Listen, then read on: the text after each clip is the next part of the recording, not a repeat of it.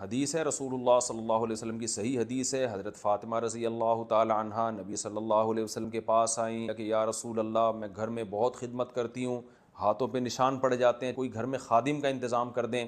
آپ صلی اللہ علیہ وسلم نے فرمایا میں تمہیں ایسا عمل نہ بتاؤں جو خادم؟ فرمایا ضرور بتائیے۔ تو آپ صلی اللہ علیہ وسلم نے فرمایا 33 دفعہ، فرمایا جب تم بستر پہ سونے کے لیے لیٹ جاؤ، حضرت علی سے بھی آپ نے فرمایا، حضرت فاطمہ سے، کہ جب بستر پہ سونے کے لیے لیٹ جاؤ، ایک روایت میں آتا ہے کہ آپ صلی اللہ علیہ وسلم خود حضرت فاطمہ کے گھر گئے اور حضرت علی اور حضرت فاطمہ کے درمیان میں بیٹھ کے آپ نے ان کو نصیحت فرمائی کہ جب تم سونے کے لیے بستر پہ لیٹ جاؤ 33 دفعہ سبحان اللہ، 33 دفعہ الحمدللہ اور 34 دفعہ اللہ اکبر۔ یہی تسبیحات پڑھنے کا حکم ہر نماز کے بعد بھی، اور رات جب ہم سونے کے لیے لیٹ جائیں تو یہ وتر کے بعد نہیں پڑھے جائیں گے، بلکہ جب آپ بستر کے لیے لیٹ جائیں تو اس وقت پڑھی جائے گی۔ اور اس کی یہ فضیلت ہے کہ آپ صلی اللہ علیہ وسلم نے اپنے داماد اور اپنی بیوی کو یہ تسبیحات بتائیں، اور فضیلت یہ بتائی کہ یہ گھر میں خادم سے تمہیں وہ کچھ حاصل نہیں ہوگا جو تمہیں ان تسبیحات پڑھنے سے قیامت میں جو اجر ملے گا، تو اس اجر کو دیکھ کر تم یہ کہو گے کہ ہم نے دنیا مصیبت میں گزار دی، مصیبت سے مراد یعنی مشقتوں میں گزار دی، جو اجر ہمیں مل رہا ہے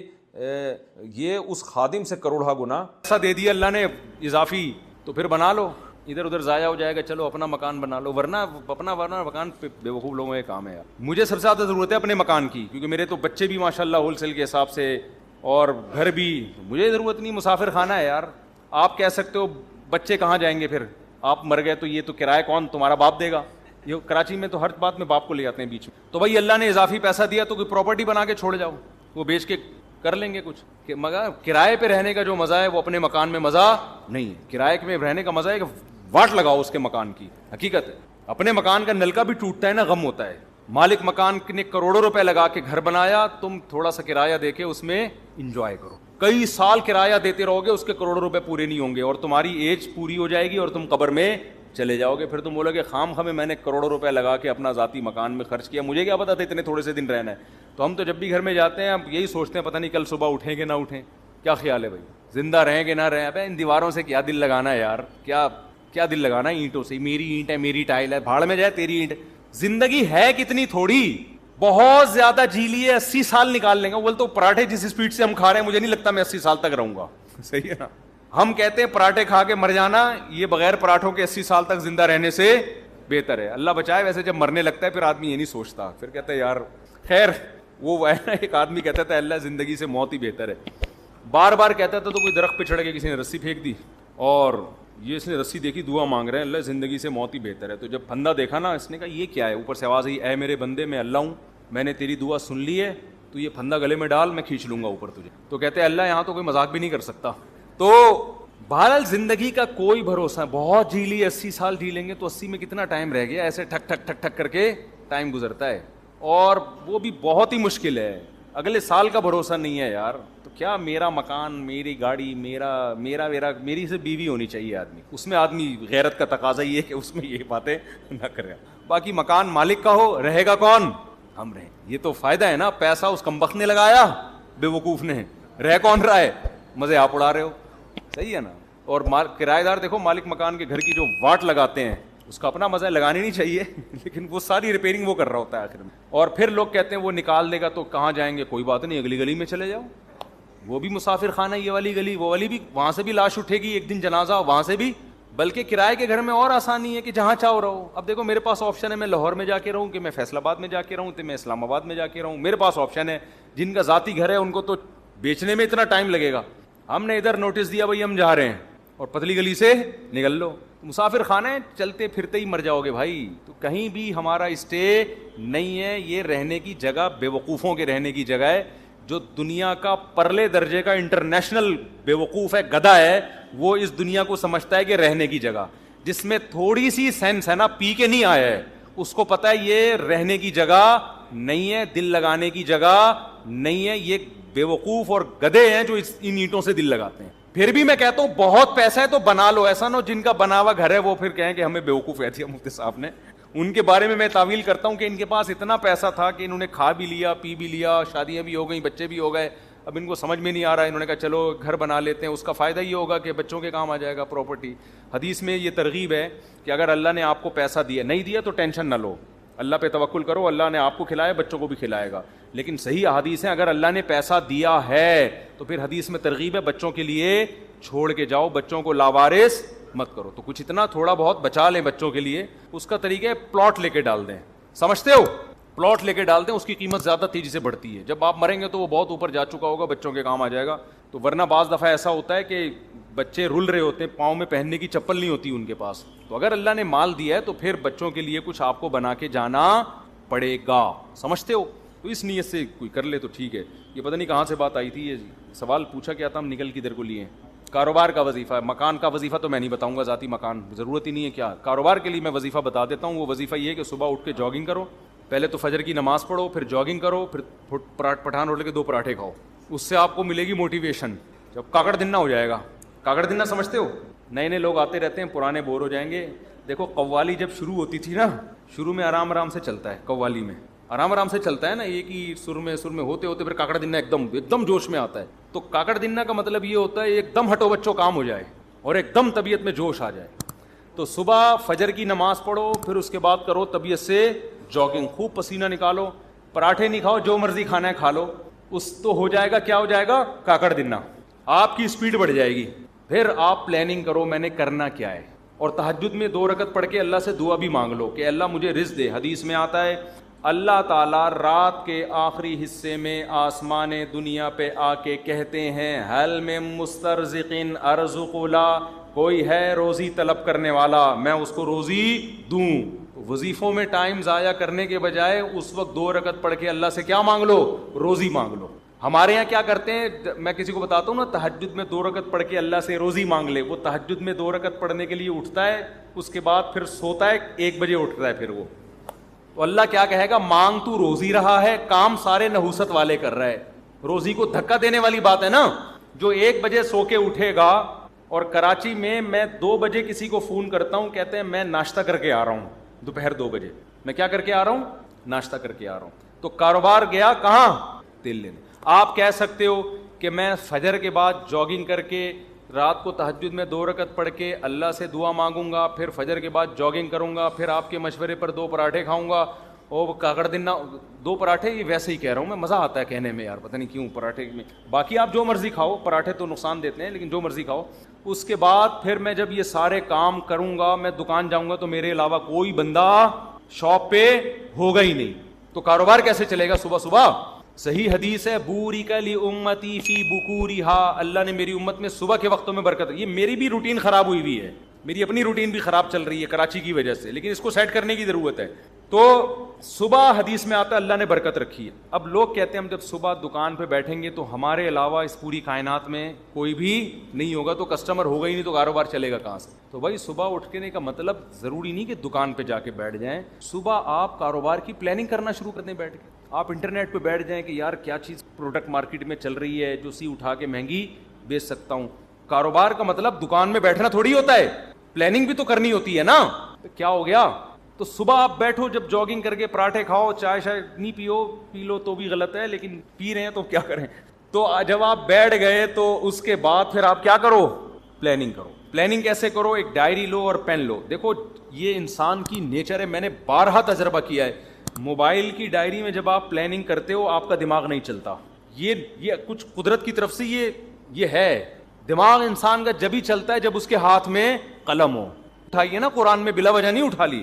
میں نے دیکھا ہے کہ میں اگر کمپیوٹر پہ کچھ لکھ رہا ہوتا ہوں نا, کوئی دماغ جیسے کتاب لکھنی ہے, کوئی مضمون لکھنا ہے, زیادہ دماغ نہیں چلتا کمپوزنگ میں.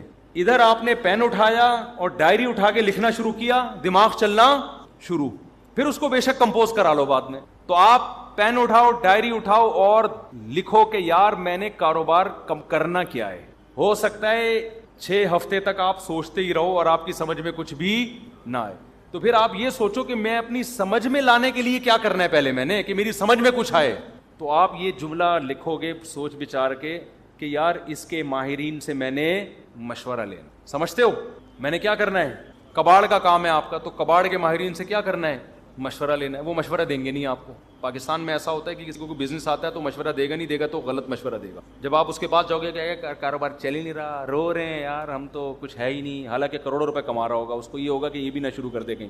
تو پھر آپ نے یہ لائن کا اضافہ کرنا ہے کہ مشورہ نہیں لینا, اس کو کاروبار کرتے ہوئے میں نے تو شیر شاہ مارکیٹ میں جاؤ, دیکھو کباڑ والے کیا خریدنے ہیں, یہ سارا سروے کرنا ہے میں نے. یہ سب چیزیں ڈائری میں جو چیز سمجھ میں نہیں آ رہی تو وہ سمجھ میں کیسے آئے گی اس کے لیے الفاظ لکھو, سمجھتے ہو؟ اس سے انشاءاللہ وہ جو آپ نے تہجد میں دعا مانگی تھی اس کے اثرات ظاہر ہونا شروع ہو جائیں. تمہارا باپ بھی کرو, پاکستان میں جس کو کاروبار نہیں کر رہا نا وہ دنیا کا بہت بڑا بے وقوف ہے. یہاں گورے آ کے کر رہے ہیں کاروبار. ایک گورا کراچی میں ہے, اس کا کبھی میں انٹرویو لوں گا انشاءاللہ, مسلمان ہوا ہے وہ. اس نے کہا ہے کہ کراچی جس کی آبادی کتنے کروڑ ہو گئی, 2.5-3 کروڑ, وہ تو گورنمنٹ غلط وہ بتاتی ہے, زیادہ آبادی ہے, 1-8 کروڑ تو ہمارے گھر کے افراد ہوں گے. تو اتنی آبادی ہے. مجھے ایسا لگتا ہے کراچی کی جو آبادی کو کاؤنٹ کیا, میرے بچے نکال کے کاؤنٹ کیے ہیں ان لوگوں نے, مجھے ایسا لگتا ہے. تو اتنی بڑی آبادی میں تو بھی اگر کسی کا بزنس, یورپ تو ترستا ہے ایسی آبادی کے لیے, سمجھتے ہو؟ گورے ترستے ہیں یار, ہمیں ایسا کراؤڈ ملے کہیں ہم بزنس کریں. یہاں گورے آ کے کروڑ پتی بن گئے ہیں کراچی میں. تو کراچی میں اگر کسی کا کاروبار نہیں چل رہا ہے اس کا مطلب وہ کاروبار کے علاوہ دنیا کا کوئی اور کام کر لے, وہ پھر کہیں بھی نہیں چل سکتا.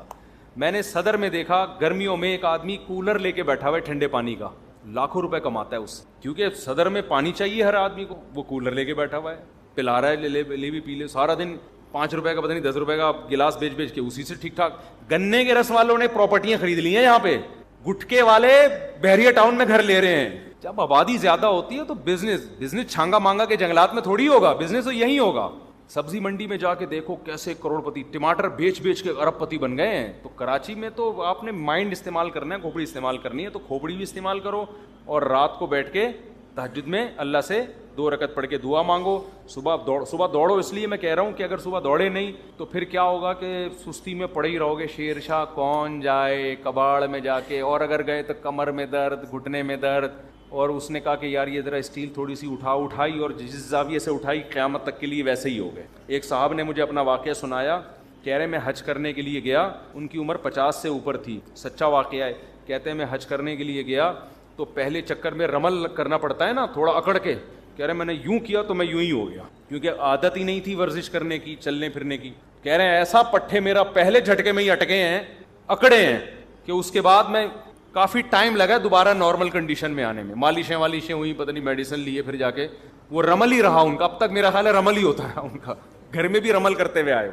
تو یہ حال ہو جاتا ہے انسان کا. تو اس لیے میں کہہ رہا ہوں صبح دوڑو گے تو ذرا فائدہ ہوگا. تو یہ وظیفہ میں نے آپ کو بتا دیا, اس پر عمل کریں. پھر بھی پیسہ نہیں آیا تو اس کا مطلب اللہ نے آپ کی قسمت میں کیا لکھی ہوئی ہے, غربت.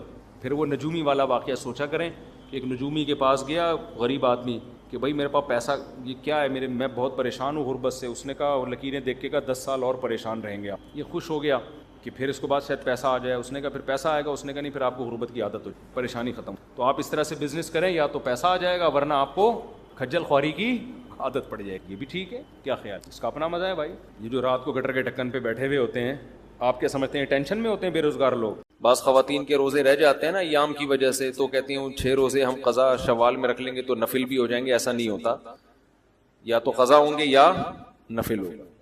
تو جو روزے جن کا کوئی سبب ہوتا ہے ان میں 2 نیتیں ٹھیک نہیں ہوتی. البتہ سبب اگر متحد ہے تو پھر 2 نیتیں بھی ٹھیک ہو جائیں گی. کیا مطلب, جیسے آپ ایام 20 کے روزے رکھتے ہو, 13, 14 اور 15 کے, چاند کی 13ویں, 14ویں اور 15ویں تاریخ کا روزہ, اور پیر اور جمعرات کا بھی روزہ رکھتے ہو آپ. تو اب 13 تاریخ کو پیر آ گئی, سمجھتے ہیں, یا جمعرات آ گیا. اب یہاں 2 نیتیں ہو جائیں گی کیونکہ دونوں اسباب پائے گئے ہیں یہاں پہ. پیر والا دن بھی پایا گیا اور ایام 20 والا بھی. اب یہ دونوں الگ نہیں ہو سکتے, کیونکہ آپ کہیں گے میں آج پیر کی نیت کرتا ہوں, ایام 20 کی بعد میں کروں گا, تو وہ تو دن چلا جائے گا نا ایام 20 کا. تو یہاں 2 نیتیں جائز ہیں. جیسے 10 محرم کا روزہ آپ نے رکھا, وہ پیر کا بھی روزہ تھا, ایام 20 بھی تھا, تو اس میں 3 نیتیں جائز ہو جائیں گی, 10 محرم کی بھی اور ایام 20 کی بھی اور پیر یا جمعرات کی بھی. وہاں تینوں جائز ہیں. اچھا بھائی, جنوبی وزیرستان اور افغانستان میں اس سال 28 روزوں کا رمضان ہوا, KPK اور عمان میں 29 روزوں کا, جبکہ پاکستان اور باقی ممالک میں 30 روزوں کا رمضان ہوا. ایسا کیوں؟ اور باقی ماہ میں اس طرح کی غلطی یا اختلاف کیوں نہیں ہوتا؟ بھائی میں پشاور کے بارے میں بیان کئی دفعہ ریکارڈ کرانے کا سوچتا ہوں, مگر پشاور سے دشمنی نہیں مول لینا چاہتا میں, سمجھتے ہو. پشاور ہمارا آنا جانا ہوتا بھی ہے, ہمارے ایک سسرال بھی پٹھان ہے, تو ایسی بات کرو ہی نہیں جو بعد میں افورڈ نہ کر سکو. تو ورنہ وہ طریقہ بالکل بھی ٹھیک, اب کر دیے بات. تو حقیقت یہی ہے کہ 1954 میں حضرت مفتی رشید احمد صاحب رحمہ اللہ, حضرت مفتی محمد شفیع صاحب اور ملک کے بڑے بڑے علماء جمع ہوئے تھے, اور یہ تحریر آج بھی موجود ہے کہ یہ جو پشاور یا ان علاقوں میں چاند کا اعلان کیا جاتا ہے یہ غلط ہے. دیکھیں کچھ چیزیں بدیہی ہوتی ہیں. میں اپنے پشاور والے بھائیوں سے ریکویسٹ کے طور پہ کہوں گا, اگر میں غلط ہوں تو آپ کہہ دیں بھائی مفتی صاحب غلط کہہ رہے ہیں, بس اس سے زیادہ مخالفت نہ کریں. صحیح ہے نا, اس سے زیادہ نہیں کہ پشاور میں داخلے پر پابندی لگا دیں, پتھراؤ کریں بھائی یہ غلط باتیں کر رہا ہے. ایسا نہیں ہے, آپ بول دو بھائی مفتی صاحب سے غلطی ہوئی ہے, بس اتنا. تو اپنی رائے دینے کا تو حق ہے نا ہمیں. اور یہ کوئی پٹھان پنجابی سرائی کی مہاجر مسئلہ نہیں ہے. یہاں جو اس تحریر پہ جو دستخط ہیں وہ پٹھان علماء کے بھی ہیں, ہمارے اساتذہ میں پٹھان علماء بھی ہیں, وہ بھی پشاور کے چاند کو غلط کہتے ہیں کہ جو چاند کا ایک دن پہلے اعلان ہو جاتا ہے غلط ہے. اور بڑے بڑے ماہر فلکیات ہیں, بڑے بڑے مفتیان کرام ہیں, وہیں کے پی کے سے پڑھے بھی وہیں سے ہیں. تو یہ کوئی قوم پرستی کا مسئلہ نہ بنا لیا جائے اس کو, تو کہ بھئی کراچی والے چونکہ یہ قوم کے ہیں تو وہ پشاور والے کے چاند کی کوئی قوم نہیں ہوتی. ٹھیک ہے نا, وہ اگر ہے تو سب کے لیے ہے, نہیں ہے تو کسی کے لیے بھی نہیں. تو ہم نے خود بھی تجربہ کیا ہے کہ چند سال پہلے ہم نے خود بھی اپنے لوگ بٹھائے پہاڑوں پہ, وزیرستان پہ بھی بٹھائے, پورا نیٹ ورک بنایا کہ یار کہیں چاند نظر آئے تو بتاؤ. کسی کو کبھی بھی نظر نہیں آیا, لیکن پھر اعلان ہو جاتے 130 افراد نے گواہی دی, 160 افراد نے گواہی دی. لوگ کہتے ہیں اتنے سارے افراد جب گواہی دے رہے ہیں تو ہم گواہی کے مکلف ہیں, چاند ہو یا نہ ہو, ہم تو گواہی کو دیکھیں گے. تو دیکھیں اصولی بات ہے کہ شریعت میں علل اطلاق گواہی نہ شریعت میں قبول ہے نہ دنیا کے کسی قانون میں. ہمیشہ گواہوں کو پرکھا جاتا ہے, ہمیشہ گواہوں کو, کہ ان کی بات میں کتنی صداقت ہے. بغیر پرکھے دنیا میں کوئی بھی نہیں ہے کہ 2 آدمی جا کے 4 آدمی گواہی دیتے ہیں جی اس نے اس کا موبائل چرایا ہے. عدالت جرح کرے گی, عدالت ان سے کراس کوشچن پوچھے گی کہ اچھا یہ بتاؤ, ایک گواہ کو الگ لے کر آئے گی, بتاؤ کہاں کب چرایا, تم نے دیکھا, وہ کہے گا ہاں میں نے دیکھا ہے. کتنے بجے چرایا, وہ کہہ رہا ہے میں نے رات 12 بجے دیکھا چرایا. دوسرے گواہ کو لے کر آئے گی, تم بتاؤ کتنے بجے چرایا, وہ کہے گا میں نے دوپہر 3 بجے دیکھا چرا رہا تھا. تو اس طرح کے گواہ اگر 3 کیا 4 کیا 4000 بھی ہوں گے, عدالت ان کی گواہی کو ریجیکٹ کر دے گی. یار ان کے تو بیانات میں تضاد ہے. اب دیکھو فلکیات کی روح سے ہم یہ نہیں کہتے فلکیات کی وجہ سے چاند کا اعلان ہوگا, اعلان تو دیکھنے پر ہی ہوگا, لیکن فلکیات کا علم یہ بتا دے گا کہ یہ دیکھنا ممکن بھی ہے کہ نہیں ہے. مثال کے طور پر ہم نقشوں میں دیکھتے ہیں غروب آفتاب کا ٹائم, سورج غروب ہونے کا ٹائم لکھا ہوتا ہے نا, اس پہ ہم روزہ افطار کرتے ہیں. نبی کے دور میں یہ ٹائم نہیں ہوتا تھا, لوگ دیکھتے تھے کہ سورج غروب ہو گیا تو حضرت بلال اذان دے دیتے تھے, لوگ افطار کر لیتے تھے. اب کیا ہے کہ فلکیات کا علم نے ترقی کی, اب ہمیں پہلے سے پتا ہوتا ہے, کیلکولیشن کر کے بتاتے ہیں بھائی کراچی میں 7:05 پر سورج غروب ہوگا. فلکیات کے علم سے ہمیں یہ اندازہ ہو جاتا ہے, سمجھتے ہیں نا. اب کوئی بندہ 6 بجے 10 آدمی آ کے ہمیں کہیں 6 بجے کہ خدا کی قسم سورج ہم نے اپنی آنکھوں سے غروب ہوتا ہوا دیکھا ہے, تو جو فلکیات کی تھوڑی بہت بھی الف بے جانتا ہوگا وہ قسم اٹھا کے کہہ سکے گا کہ یہ جھوٹ بول رہے ہیں, کیونکہ سورج غروب ہونے کا ٹائم جو کیلکولیٹ کیا ہے وہ 7:05, یہ ہو ہی نہیں سکتا. تو فلکیات کی روح سے یہ پتا چل جاتا ہے کہ چاند پیدا بھی ہوا تھا کہ نہیں ہوا تھا. پیدا ہوا تھا تو دیکھنے کے قابل تھا یا نہیں تھا. دیکھو 3 اسٹیپ ہوتے ہیں جو فلکیات کی کیلکولیشن سے پتا چلتے ہیں. ایک اسٹیپ, ایک بعض دفعہ تو یہ پتا چل جاتا ہے کہ چاند کا نظر آنا ممکن ہے ہی نہیں, کیونکہ سورج غروب ہونے سے پہلے چاند غائب ہو چکا ہوگا. اور یہ اتنی پکی کیلکولیشن ہوتی ہے, اتنی پکی کہ اس میں غلطی کا امکان نہیں ہوتا. ساری دنیا میں کسی سے بھی پوچھو گے, امریکہ بھی فون کرو گے, وہ بھی وہاں کا بھی فلکیات کا ماہر کہے گا بھائی ہے ہی نہیں, ناممکن ہے. ایک اسٹیپ یہ ہوتا ہے کہ فلکیات کی روح سے یہ یقین ہوتا ہے کہ چاند لازمی نظر آئے گا, یہ بھی ہوتا ہے. اس میں تو دیکھے یہ پوری دنیا دیکھے گی اس کو, یا پورا ملک دیکھے گا, یا پورا پشاور دیکھے گا. ایک اسٹیپ یہ ہوتا ہے کہ ماہر فلکیات یہ کہتے ہیں کہ اتنا باریک ہوگا, تھوڑی دیر کے لیے ہوگا, ممکن ہے نظر آ جائے, ممکن ہے نظر نہ آئے. ایسے اسٹیپ پہ آپ یہ کہہ سکتے ہیں کہ 130 آدمیوں نے گواہی دی ہے تو یار شاید نظر آ گیا ہو. سمجھ رہے ہیں؟ یہاں یہ ممکن ہوتا ہے, لیکن اس میں بھی یہ ہے کہ ان سے پوچھا جائے گا کہاں دیکھا ہے. وہ ایسی لوکیشن بتا رہے ہیں یا ایسا زاویہ بتا رہے ہیں کہ وہاں ممکن ہے ہی نہیں, تو وہاں بھی گواہی کیا کی جائے گی؟ رد کی جائے گی. تو علی الاطلاق دنیا میں کہیں بھی نہیں ہے. اب ہوتا یہ ہے کہ میں پشاور کے بھائیوں سے ایک سوال پوچھتا ہوں کہ دیکھو میرے بھی شاگرد ہیں, پشاور میں بہت زیادہ رہتے ہیں, بہت سے علماء ہیں جو پشاور کے, ہم نے ان سے پڑھا ہے. ہم سب سے ایک سوال کرتے ہیں کہ 30-40 سالوں میں کھلی آنکھوں آپ نے کبھی دیکھا چاند؟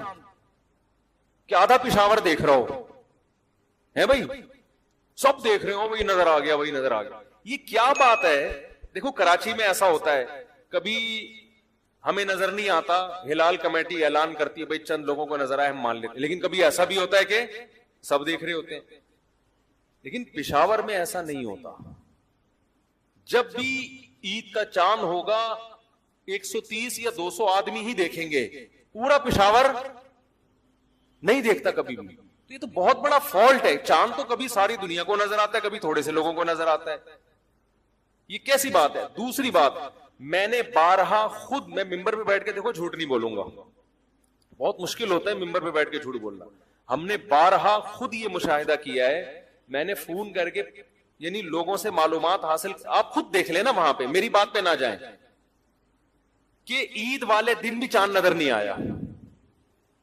سمجھ رہے ہیں؟ عید والے دن بھی کھلی آنکھوں چاند نظر نہیں آیا. ہمیشہ ایسا نہیں ہوتا, لیکن بعض دفعہ ایسا ہوتا ہے.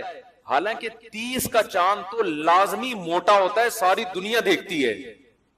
اگر اس وقت بھی چند لوگوں کو نظر آ رہا ہے تو یہ واضح علامت ہے کہ بھئی پہلے دن چاند دیکھنے میں آپ سے بہت بڑی مسٹیک ہوئی ہے. اور یہ کئی سالوں سے چلا آ رہا ہے سسٹم. یہ پھر محرم میں نہیں اختلاف ہوتا, یکم محرم ہمارے ساتھ, یکم ربیع الاول ہمارے ساتھ, سفر ہمارے ساتھ, شعبان ہمارے ساتھ. اب آپ مجھے بتاؤ, ہمارے ساتھ شعبان چلتے چلتے جب آپ 28 تاریخ کو پہنچے ہمارے ساتھ, تو آپ کے لیے تو چاند دیکھنا جائز ہی نہیں تھا. میں سمجھا پا رہا ہوں اپنی بات؟ 28 کے بعد آپ نے کیسے دیکھ لیا چاند؟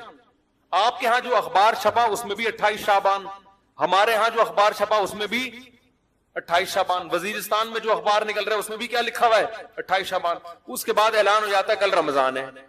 حالانکہ دنیا میں کہیں بھی 28 کا مہینہ نہیں ہوتا. یہ بڑے بڑے فالٹ ہیں.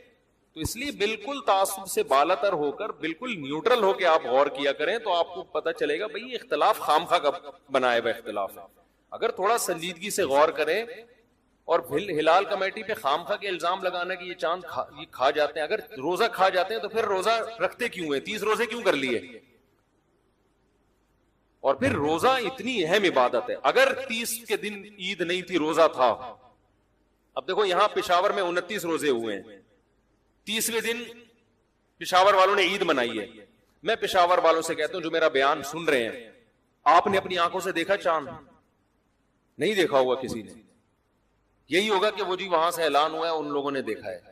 تو آپ نے اپنی زندگی میں کبھی دیکھا؟ اس سے بڑا سوال.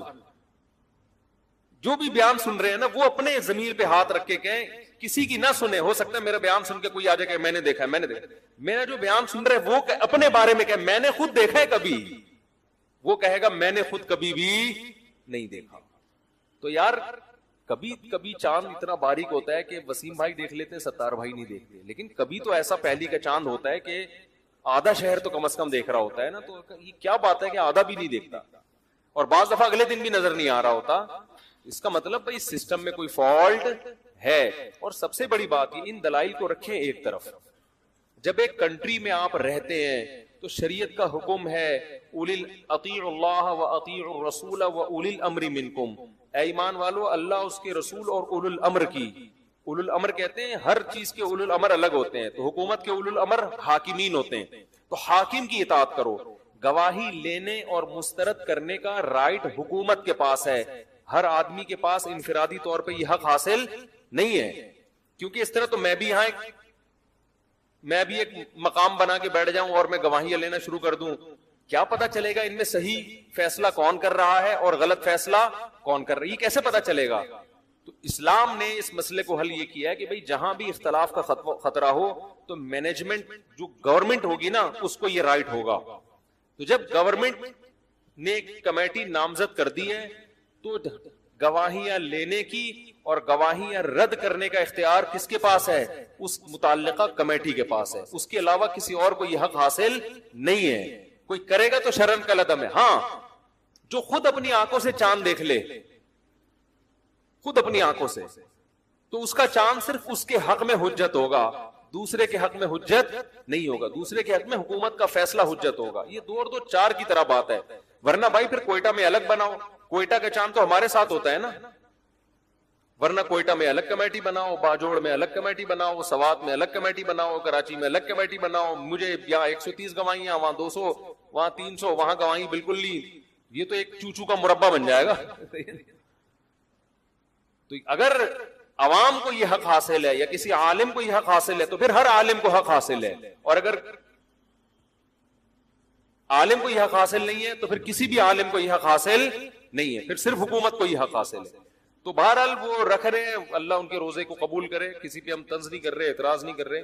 لیکن یہ میری رائے نہیں، یہ بڑے بڑے علماء کی رائے ہے جن میں پشتو بولنے والے علماء بھی ہیں. وہ بھی یہی کہتے ہیں کہ یہ نظام صحیح نہیں ہے، عوام پابند ہے حکومتی فیصلے کی. تو اس لیے پشاور میں جن لوگوں نے 30 تاریخ کو عید بنائی ہے تو احتیاط اسی میں ہے کہ ایک روزہ وہ لوگ قضا کر لیں.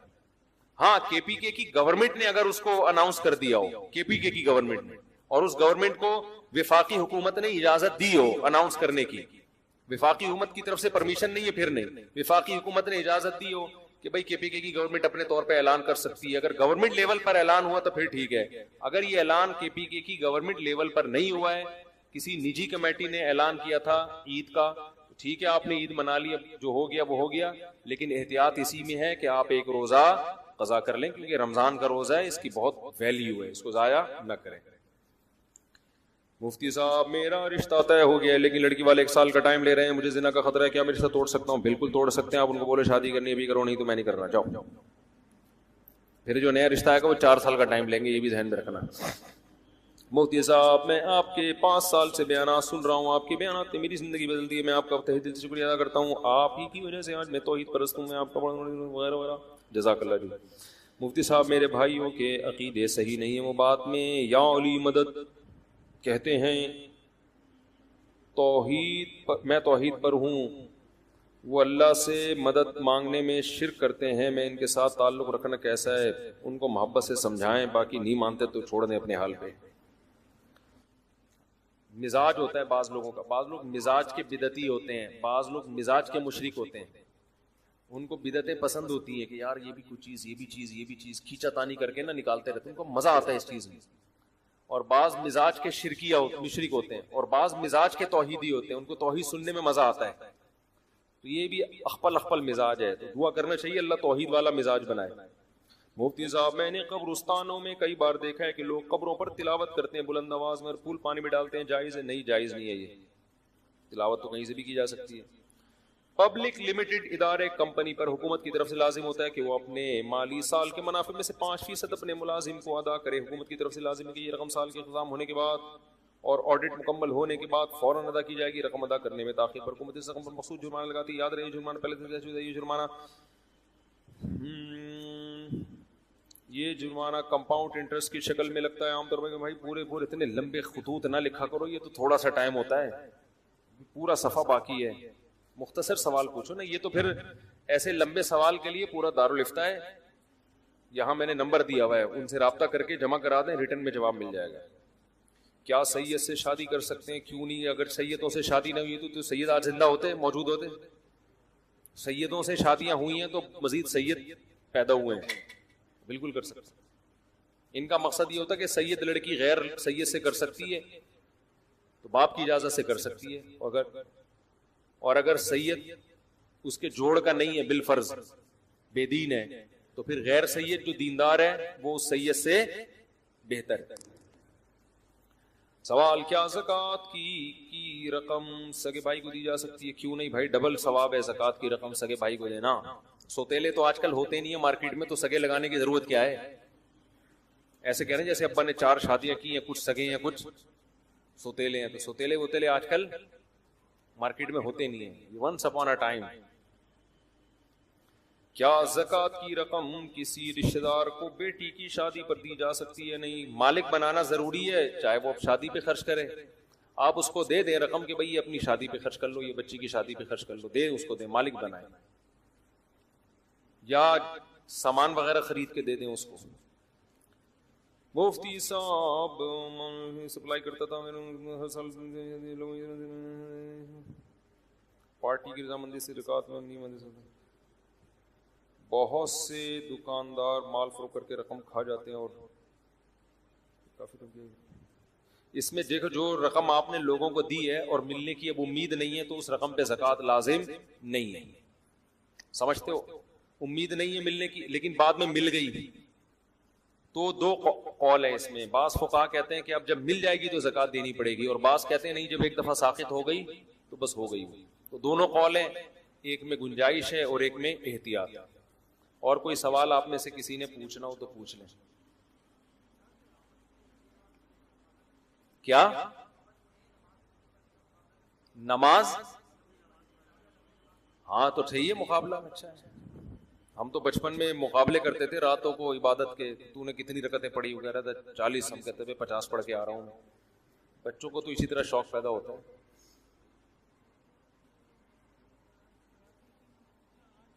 نہیں، تراویح کی نماز 8 رکعت نہیں ہے. بس دبئی والے تو پڑھنے لگے 8، اب ان کو کیا کہوں، وہ پڑھ رہے ہیں، اس پہ شکر ادا کریں اللہ کا. دونوں طرف ہاں بس تو 20 والی میں پڑھ لیں. اس پہ تو کئی بار جواب دے چکا ہوں نا. 8 رکعت کی کیا اصل میں جی اچھا انہوں نے کہا پاکستان کے علماء ایسے ہی ہیں. یہ بہت اچھا سوال ہے، یہ اس سوال کا میں جواب دیتا ہوں. بہترین بات کی آپ نے. یہ سوال عوام کے فائدے کا ہے. انہوں نے سوال یہ کیا کہ میرا بیٹا وہاں تراویح پڑھتا ہے 8 رکعت، تو یہاں جب علماء کہتے ہیں 20 رکعت تو یہ ابا ان کو کہتے ہیں بیٹھ جائیے تشریف رکھیے، تو کہتا ہے ان کے ابا کہتے ہیں بیٹا 20 پڑھا کرو، تو کہتے ہیں یہ انڈیا پاکستان کے مولویوں کا ہے 20 رکعت. جو علم تو اصل میں کہاں ہے؟ وہاں عربوں میں ہے نا. تو یہ تو ان لوگوں کا بنایا ہوا ہے. یہ بڑا آج کل ایک کامن اعتراض ہے کہ یہ اردو اسپیکنگ ہے، یہ اجمی لوگ ہیں، ان کو کیا پتا قرآن و سنت کا. اصل تو عربوں کو پتا ہے. یہ ایسا ہی ہے. جی ٹی وی نے کچھ دن پہلے مجھ سے سوال کیا انٹرویو کے دوران سوال کیا کہ فقہ حنفی میں 3 طلاقیں 3 ہوتی ہیں. 1 منٹ انکل مجھے بات مکمل کرنے دیں پھر اگلے. تو آگے وہ فوراً کہنے والے تھے قرآن حدیث میں کتنی ہوتی ہیں؟ 1 ہوتی ہیں. اور فقہ حنفی میں کتنی ہوتی ہیں؟ یہ نا تعبیرات ہوتی ہیں کہ کبھی فقہ حنفی کو قرآن و سنت کے مقابلے میں لا کے کھڑا کرتے ہیں، کبھی علماء جو انڈیا پاکستان کے ہیں ان کو قرآن کے مقابلے میں لا کے کھڑا کرتے ہیں. تو ان کا مقابلہ بنتا ہی نہیں ہے. آپ جواب میں یہ نہ کہا کریں کہ نہیں جی بر صغیر کے علماء کی یہ رائے ہے، عربوں کی یہ رائے. آپ یہ بولا کریں صحابہ کی کیا رائے تھی. سمجھتے ہیں نا؟ تو میں نے جی ٹی وی کو یہ نہیں کہا کہ فقہ حنفی میں 3 ہے. میں نے کہا تمام صحابہ کا رائے یہ تھی کہ 3 کتنی ہوتی ہیں؟ ایک مجلس کی 3 ہوتی ہیں. آپ کسی ایک ضعیف حدیث سے بھی دکھا دیں کہ کسی ایک صحابی نے ایک مجلس کی 3 کو 1 کہا ہو. اور چونکہ تمام صحابہ کی رائے میں ایک مجلس کی 3 ہوتی ہیں، اس لیے فقہ حنفی میں 3 کتنی ہے؟ بولو نا 3 ہے. اور فقہ شافی میں بھی 3 کتنی ہے؟ 3 ہے. فقہ حنبلی میں بھی 3 کتنی ہے؟ 3 ہے. فقہ مالکی میں بھی 3 کتنی ہے؟ 3 ہے. 15ویں صدی کے بعد سعودی مفتیوں نے کہا کہ 3 کتنی ہے؟ 1 ہے. تو آپ علماء عرب کا علماء پاکستان سے مقابلہ نہ کریں. آپ علماء عرب کا عبداللہ بن مسعود سے مقابلہ کریں، عبداللہ بن عباس سے مقابلہ کریں، حضرت عثمان سے مقابلہ کریں، حضرت علی سے. ان تمام سے صحیح سند سے ثابت ہے. حضرت علی نے بھی 3 کے 3 ہونے کا فتویٰ دیا. خود عرب بھی مانتے ہیں اس بات کو. یہ ایسی صحیح سندیں، ان کا کوئی انکار نہیں کر سکتا. عبداللہ بن مسعود نے بھی، حضرت عمر نے بھی، حضرت عثمان نے بھی، اور بہت سارے صحابہ ہیں. میں نے کتاب اس پہ لکھی ہے، اس پہ بہت سارے صحابہ کے نام ہیں، اور ایک نے بھی 3 کے 1 ہونے کا فتویٰ نہیں دیا. تو یہی مسئلہ تراویح کا ہے. لوگ جب دیکھتے ہیں سعودی عرب میں 8 پڑھی جا رہی ہیں، ہند یا پاکستان میں 20 پڑھی جا رہی ہیں، تو مقابلہ کراتے ہیں سعودیہ کے علماء کا پاکستان کے علماء سے. حالانکہ سعودیہ میں سارے 8 کے قائل ہیں بھی نہیں. سعودیہ میں بہت سارے علماء 20 کے قائل ہیں، لیکن وہ سرکاری سطح پہ نہیں ہے، ان کی سنی نہیں جاتی. عام طور پہ جو گورنمنٹ حکومتی سطح پہ ہوتے ہیں ان کا فتویٰ رائج ہوتا ہے زیادہ تر، ورنہ سعودی عرب میں تو آفیشلی فقہ حنبلی ہے. فقہ حنبلی کی تو سب کتابوں میں لکھا ہے 20 رکعت تراویح ہے. تو اب ایسا نہیں کہ عید کا چاند نظر آتے ہی روزے بالکل غائب، بلکہ آپ پیر جمعرات کا روزہ رکھیں، ایام 20 کا روزہ رکھیں. اسی طرح رات کو تھوڑے بہت نوافل کا معمول بن. بعض دفعہ فلکیات سے یقینی طور پہ پتہ چل جاتا ہے کہ یہ روزے 30 ہوں گے یا 29 ہوں گے. تو اگر ماہر فلکیات کو 100% یقینی طور پہ کیلکولیشن سے پتہ چل گیا اور وہ بتا دیں تو کوئی حرج نہیں ہے اس میں. لیکن بعض دفعہ فلکیات کے ماہرین خود کنفیوز ہوتے ہیں کہ بھئی امکان ہے، تو پھر وہ پیشگوئی امکان ہی کی کریں. یعنی وہ بتائیں کہ بھئی امکان 29 کا بھی ہے 30 کا بھی ہے، وہ یہ بتا دیتے ہیں اتنے % امکان ہے. تو اس میں کوئی حرج نہیں ہے، اس سے ہلال کمیٹی کو آسانی ہوتی ہے. باقی ہلال کمیٹی نے کرنی اپنی ہوتی ہے، وہ فلکیات والوں کی پیشگوئیوں کو آج کل لفٹ نہیں کراتی ہے. رویت ہلال کمیٹی کے اعلان کے خلاف عید کرنا. رویت ہلال کمیٹی نے روزے کا اعلان نہیں کیا، مگر کسی گاؤں میں چاند دیکھا گیا تو وہ گاؤں والے روزہ رکھیں یا نہیں. اسد اللہ لغاری سے نہیں رکھ سکتے، کیونکہ چاند کے ہونے نہ ہونے کے فیصلہ کرنے کی اتھارٹی شریعت نے گورنمنٹ کو دی ہے. تو گورنمنٹ یا اس کی طرف سے نامزد کمیٹی، تو جب تک وہ کمیٹی اعلان نہیں کرے گی، ایسے تو آپ خود بتاؤ نا، ملک میں فساد پیدا ہو جائے گا. وہ کہہ رہا ہے میں نے دیکھا ہے، وہ کہہ رہے ہیں وہ ادھر گواہی لے رہا ہے، وہ ادھر گواہی لے رہا ہے، تو ہر گلی محلے میں پھڈے ہوں گے پھر تو اس لیے یہ اتھارٹی حکومت کے پاس ہے. ہاں، گاؤں والوں میں جس آدمی نے اپنی آنکھوں سے دیکھا وہ رکھ لے، لیکن اس کی گواہی دوسروں کے لیے حجت نہیں ہے. اگر کوئی کہتا ہے میں نے اپنی آنکھوں سے دیکھا تو موسٹ ویلکم، آپ رکھیں روزہ. بھائی ہم جب تک اپنی آنکھوں سے نہیں دیکھیں گے یا حکومت کا اعلان نہیں سنیں گے تو اس وقت تک ہم روزہ نہیں رکھیں گے. تو گواہی دینا، گواہی کو لینا، گواہی کو سن کے اس پہ فیصلہ کرنا، یہ ہر آدمی کو اس کا حق نہیں ہے، بلکہ یہ حکومت کو اس کا حق حاصل ہے. ویسے بھی آپ دیکھ لینا، کوئی قتل کے کیسز ہوتے ہیں، چوری کے کیسز ہوتے ہیں، ہر آدمی تھوڑی ٹھیے لگا کے بیٹھتا ہے. اس کو کہا جاتا ہے بھائی تھانے میں جاؤ یا عدالت میں جاؤ یا کوئی حکومت کی طرف سے کوئی نامزد کمیٹی ہو اس کے پاس جاؤ. اچھا بھائی، پوری دنیا میں ایک دن رمضان اور عید ہو سکتی ہے. چاند کے اختلاف مطالعے کا کہاں تک اعتبار ہے؟ ایک دوست سے یہ اعتراض کرتے ہیں کہ پوری دنیا میں کہیں بھی چاند نظر آ جائے تو سب ممالک کے مسلمانوں کو روزہ وغیرہ رکھنا چاہیے وغیرہ وغیرہ. محمد فہد نواز ڈیرہ اسماعیل خان سے، وہ جب رکھنا چاہیے جب پوری دنیا میں ایک خلافت ہو اور وہ خلیفہ نے کہیں سے بھی گواہی لے کے پوری دنیا پہ نافذ کر دی، تو پھر ہے کہ پھر پوری دنیا میں ایک ٹائم پہ رمضان شروع ہوگا اور ایک ٹائم پہ عید ہوگی. لیکن اگر پوری دنیا میں حکومتیں الگ الگ ہیں تو ایک حکومت دوسرے حکم کے فیصلے کی شرعاً پابند نہیں ہے انتظامی چیزوں میں، تو اس میں پھر وہ فیصلہ کر سکتی ہے کہ بھئی ہم اپنی کمیٹی کو ترجیح دیں گے، یہاں کے نظام کو ترجیح دیں گے. لیکن اگر گورنمنٹ فیصلہ کر لیتی ہے کہ ہم نے، یا سارے اسلامی ملک مل کے فیصلہ کر لیتے ہیں کہ ہم نے اس معاملے میں ایک کنٹری کو اتھارٹی دے دی ہے، وہ جب فیصلہ کرے گا تو ہم سب پہ نافذ ہوگا، تو پھر سب پہ نافذ ہو جائے گا. جیسے آج اگر ساری دنیا کے اسلامی ممالک مل جائیں اور وہ فیصلہ کریں تمام ملکوں کے سربراہ کہ بھئی سعودی حکومت جس دن روزے کا اعلان کرے گی تو وہ اعلان ہمارے لیے بھی ہوگا اور ہم اس کو نافذ العمل سمجھیں گے، اور سعودی حکومت جس دن عید کا اعلان کرے گی تو ہم شرعاً ہم پر بھی حجت ہوگا. تو اگر سارے ملکوں کے کنٹریز یہ فیصلہ کر لیں تو پھر پوری دنیا میں ایک عید ہو جائے گی اور ایک رمضان ہو جائے گا اور بہت اچھا ہو جائے گا. لیکن جب تک گورنمنٹ یہ فیصلہ نہیں کرتی تو اپنے طور پر کسی کے لیے یہ شرعاً جائز نہیں ہے کہ وہ اپنے کنٹری میں 1.5 انچ کی الگ مسجد بنائے اور وہ کہے کہ نہیں جی میں کسی اور کنٹری کے حساب سے چلوں گا یا کسی اور ملک کی گواہی کے حساب سے چلوں گا. یہ شرعاً جائز نہیں ہے. اچھا بھائی، چاند رات میں کیا عبادت کی فضیلت ہے؟ لیلۃ الجائزہ یعنی چاند رات کی شریعت میں کیا فضیلت ہے؟ اسامہ صاحب کراچی سے. اس پر میں مستقل بیان ایک کر چکا ہوں. دیکھیں، عید کی رات، بقرعید اور عید الفطر کی رات کے بارے میں کچھ احادیث ہیں جن میں آتا ہے اس کی رات میں بہت عبادت کی فضیلت ہے، لیکن ان میں سے کوئی بھی حدیث صحیح نہیں ہے، بلکہ انتہا درجے کی ضعیف حدیثیں ہیں. لیکن اب چونکہ کثرت سے ہیں تو بعض علماء اس طرف گئے ہیں کہ اتنی ساری حدیثیں درجہ حسن تک پہنچ جاتی ہیں. اور دوسری بات یہ کہ فضائل میں ضعیف حدیثیں بھی چلتی ہیں، تو اس لیے بہت سے علماء اس طرف گئے ہیں کہ بھئی اس رات میں عبادت کرنی چاہیے، عید کی رات اور بقرعید کی رات میں یہ فضیلت کی رات ہے۔ لیکن بعض محققین اس طرف گئے ہیں کہ ایک تو روایتوں میں ذوف بہت زیادہ ہے، دوسرا وہ قیاس کے بھی خلاف ہیں۔ قیاس کے خلاف اس لیے ہیں کہ دیکھیں شریعت کا ایک حکم، شریعت کا ایک مزاج یہ ہے کہ جیسے ہی سورج غروب ہوتا ہے اسلام